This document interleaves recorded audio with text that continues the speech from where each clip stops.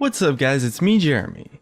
The Mage update is finally out on the PBE and I'm getting a chance to mess around with each and every one of them and bringing you my thoughts on the more interesting reworks, one at a time.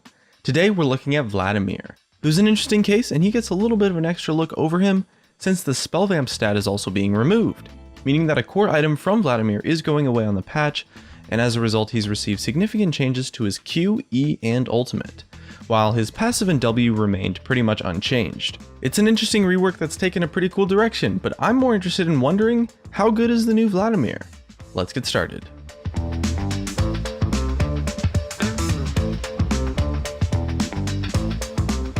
So the new Vladimir actually plays quite similarly to the old Vladimir. The playstyle of Vladimir being like this tanky mage with some interesting mechanics has been really kept intact almost completely, and you can really see that in a lot of the design of his newer abilities. However, it has created some new strengths and new weaknesses, and it does allow him to be a little bit more dynamic overall too. So first off, his abilities. Now as I mentioned, his passive and his sanguine pool as W have been pretty much unchanged. You still get health based off of your ability power and ability power based off of your health as the passive, and he still has the W active to make himself untargetable and deal damage over time while slowing opponents. Both of those things are super cool and a big part of what defines Vladimir's playstyle, so I'm glad they were kept intact. His Q now works off of kind of like a resource system. When you cast it once, it stores a charge, and when you cast it a second time, you start to gain a buff called Crimson Rush that makes your next transfusion cast deal massively increased damage and heal for a massively increased amount. And the buff also grants you bonus movement speed to help you get in range for that third Q. This third empowered Q has a window of just a handful of seconds to cast before the Crimson Rush buff expires, but that empowered Q is on the level of about 3 individual Qs combined, and plus you get the bonus movement speed to help get in range. His normal Q for the first and second stack are a little bit weaker than his Q currently is now though, but that third Q, oh man, it's just an insane tool. And it was designed that way to give Vladimir like this mechanic that really revolves around this idea of having a window of opportunity. Although the first and second Q are a little bit weaker now, if you're able to make use of that third Q, you just get this huge payoff of harass, but it's also heavily telegraphed to your opponent and they can avoid it by maybe trying to get out of range or playing very defensively for a few seconds. It's pretty interesting design that's actually really interactive, but it also makes his early game loads stronger now since he has the potential to be an insane bully right from level 1, whereas previously he was maybe a little bit weak until his first or second back and picking up some spell vamp. In most matchups, maxing Q is probably going to be the way to go as the ability is quite powerful, and that third Q is just a totally awesome tool that allows you to dominate a lot of different lane matchups. His E now charges up and then casts out in an area of effect radius upon release. It costs health in proportion to how long you charge it for, and then deals damage on how long you charge it for as well. When it reaches full charge, it slows Vladimir for a split second when you're still holding it, and if you land a fully charged E on someone, it slows them for a little bit.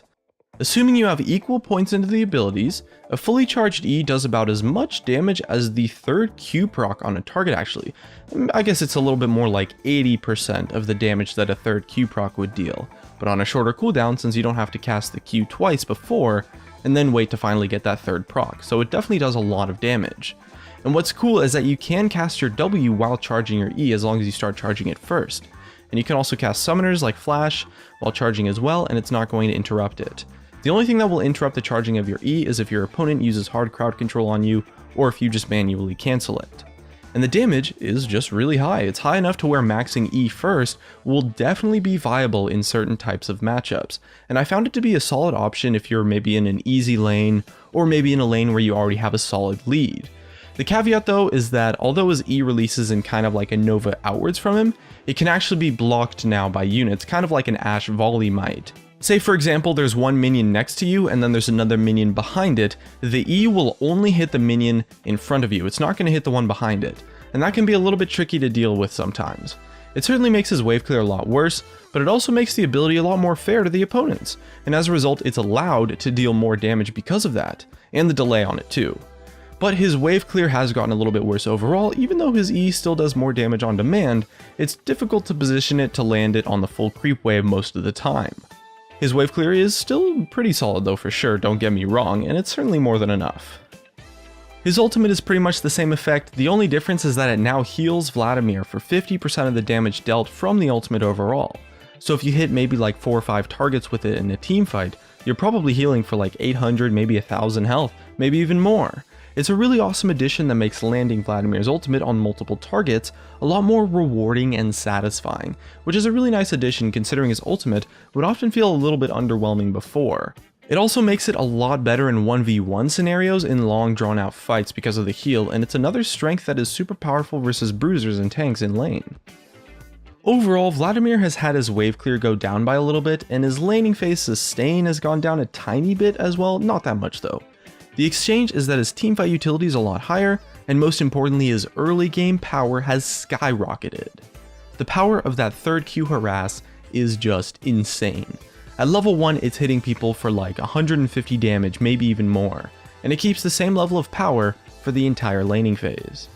Vlad has become a huge lane bully now right from level 1, but since his E does slow him upon casting, he's still quite short ranged. In the top lane he's getting loads of good matchups that work out quite well, but in the mid lane it can be a little bit of a struggle versus harass heavy mages that outrange you. The new mechanics on his abilities are really cool, but also really fair for the opponents. So although he is a lot stronger in the early laning phase, there's still a lot of room for the opponents to get a fair fighting chance, so it's actually pretty sweet. His team fighting also feels a lot better as well since he has an extra area of effect slow on his fully charged E now, and the combo of his ultimate plus the fully charged E and that third Q proc and then maybe your W is honestly enough to reliably one-shot squishy targets. You don't even have to be that far ahead. So his damage overall in his entire combo has gone up a little bit, and the sustained tanking from his ultimate in teamfights is just awesome. His wave clear going down potentially makes him a bit worse in the mid lane though, especially since a lot of high range poke mages are getting buffs with this mage update. But overall his Vlad rework has showed a lot of potential in my time playing him, and dominating the early laning was super fun, and overall he felt quite powerful. Most importantly though, this Vladimir rework is honestly really what a champion rework should be like. His core mechanics that defined his playstyle were unchanged, and the abilities that were changed received a lot of changes to improve their design and just add in extra healthy gameplay elements, but they still feel the same to play with. It really feels like Vladimir was just given a total facelift, and it really does still feel like Vladimir. It's incredibly well designed, and it's hard to find fault with the design decisions that they chose to take with this new Vladimir. If you were a Vlad main before, I can almost guarantee you that you will not hate this rework at all. In fact, you'll probably love it. And for those who weren't, he's definitely going to still be pretty fun to mess around with. I had a lot of fun with him, and in the version that I played him on the PBE, he seemed to have a lot of potential, and his new mechanics were interesting to work with. So if you liked what you saw of Vladimir in this video, definitely give him a shot once he hits the live servers on patch 6.9, which should be out in probably 2 weeks from the day I'm making this video. Either way, that's going to be it from me. If you enjoyed the video, hit that like button, and if you didn't, hit that dislike. Subscribe if you want. Thank you so much for watching, and I'll see you guys next time.